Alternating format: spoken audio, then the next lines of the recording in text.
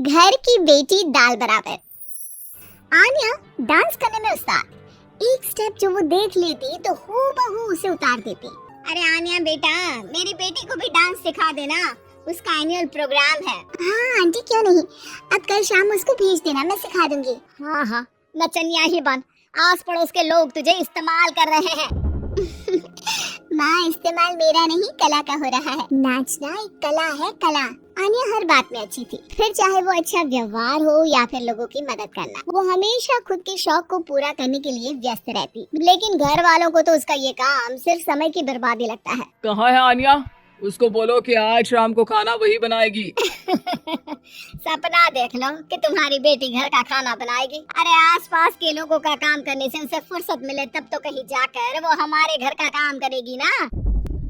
देखो ना, इकलौती बेटी ऊपर से गैर जिम्मेदार, अब करे तो क्या करे। तभी पड़ोस की पिंकी आ जाती है। अंकल आंटी, आन्या दीदी कहाँ है? वो क्या है ना, मेरा क्लास वर्क है, वो मुझे समझ में नहीं आ रहा, तो मम्मी ने कहा कि आन्या दीदी से पूछ लो। हाँ हाँ क्यों नहीं, खुद का तो कोई काम है ही नहीं उसे। जाओ जाओ, सीढ़ी से ऊपर चली जाओ, वही कमरे में है आन्या। एक रोज शहर में डांस कंपटीशन वाले लोग आते हैं, जहाँ आन्या का डांस सबको पसंद आता है। क्या बात है, छोटे से शहर में इतना टैलेंट। बेटा कौन सिखाता है आपको? कोई नहीं सर, वो क्या है ना, मैं टीवी देखकर सीख जाती हूँ। अरे वाह, और आपके मम्मी पापा कहाँ हैं? वो नहीं आए? नहीं, वो लोग नहीं आए हैं। आन्या कंपटीशन जीत जाती है और घर में टीवी वाले आन्या का इंटरव्यू लेने आते हैं। अरे क्या है, कहाँ घुसे जा रहे हो, क्या हो गया? आप आन्या की माँ है ना? वो क्या है ना, आपकी बेटी ने डांस का कंपटीशन जीता है, हमारे शहर के लिए ये गर्व की बात है, तो हम लोग उनका इंटरव्यू लेने आए हैं। बड़ा तीर मारा हूँ जैसे। अरे उसे आता ही क्या है डांस के सिवा, कुछ और करती तो शायद गर्व होता।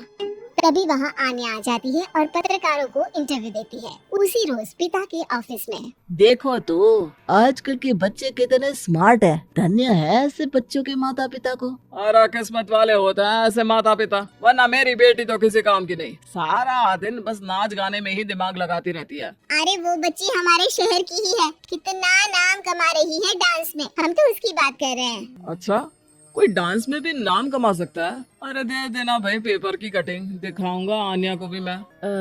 क्या नाम बताया? आन्या? यही तो नाम है मेरी बेटी का, आन्या शर्मा। बड़े उम्मीद से रखा था कि कुछ अच्छा नाम कमाएगी, लेकिन नहीं। आजकल के बच्चों को माँ पापा के इमोशन की कदर है क्या?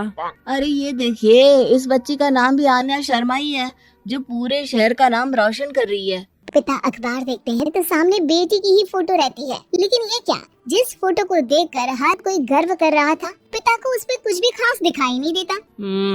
हमारी ही औलाद है ये, पता नहीं कब कहाँ जाकर नाम लिखवाती है, मुझे तो पता भी नहीं है।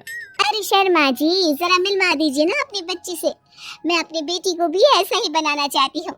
मेरी बेटी को कुछ टिप्स दे देगी करियर को लेकर। अच्छा ये दिन आ गया आपकी बेटी के, ले आइए कभी भी, लेकिन बाद में अफसोस ना करिएगा। सभी को आन्या के पिता की बात पर हैरानी होती है कि इतनी टैलेंटेड लड़की के माता पिता आखिर उससे चाहते क्या हैं। पिता घर आते हैं और माँ से कहते हैं, पता है तुम्हारी लड़की क्या कर रही है, या फिर ऐसे ही व्यस्त रहोगी हमेशा? अरे पता है मुझे, पर आपको कैसे पता चला? अरे कुछ पत्रकार आए थे, पता नहीं कहाँ कौन सा कंपटीशन जीत कर आई है, नजर रखा करो उस पर। तभी वहाँ पड़ोसन आ जाती है, जो पति पत्नी दोनों ही डॉक्टर होते हैं। नमस्ते भाभी, बधाई हो आपको आन्या की कामयाबी की। भाई भगवान बेटी दे तो ऐसी, कहाँ है वो? सच में आपको ऐसा लगता है कि भगवान ऐसी बेटी दे? तो ले जाइए ना अपने साथ, रखिए 2-4 दिन, खुद ही पता चल जाएगा। और नहीं तो क्या, सारा दिन करती क्या है, कहाँ रहती है, हमें तो कुछ पता नहीं होता, ना बताती है ना पूछती है। खैर देखिए, वो वक्त अब गया जब माता पिता बनकर बच्चों की परवरिश की जाती थी। अब तो बच्चों को साथ बिठाकर बात करना जरूरी है। वो क्या कहते हैं, बच्चे के दोस्त बने। तो क्या आप दोनों अपनी बेटी के दोस्त हैं? हाँ बस अब यही बाकी रह गया था। खैर बताइए क्या काम है आपको? वो क्या है ना, मैं और मेरे पति दोनों को ही इमरजेंसी कॉल आ गई है अस्पताल से। मेरी बेटी आन्या की अच्छी दोस्त है, तो मैं क्या उसे आन्या के पास छोड़ दूं अगर वो फ्री है तो? माँ कुछ बोलती उतने में ही आन्या आ जाती है। वाह आंटी क्यों नहीं, मैं फ्री ही हूँ, आप निश्चिंत रहिए, मैं उसका पूरा ख्याल रखूंगी।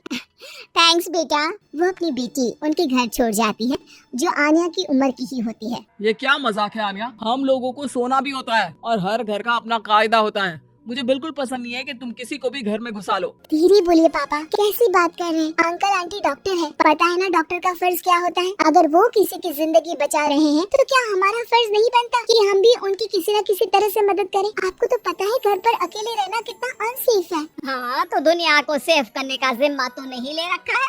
अरे बहुत महंगे अस्पताल के डॉक्टर हैं वो लोग, खूब पैसा मिलता होगा, लेकिन ये नहीं कि मेड रख ले। क्या कहती आन्या? कैसे माँ पिता को समझाती कि किसी की मदद करना कोई बुरी बात नहीं है। खैर, कुछ महीनों बाद आधी रात को माँ जोर जोर से चिल्लाकर आन्या के कमरे में जाती है।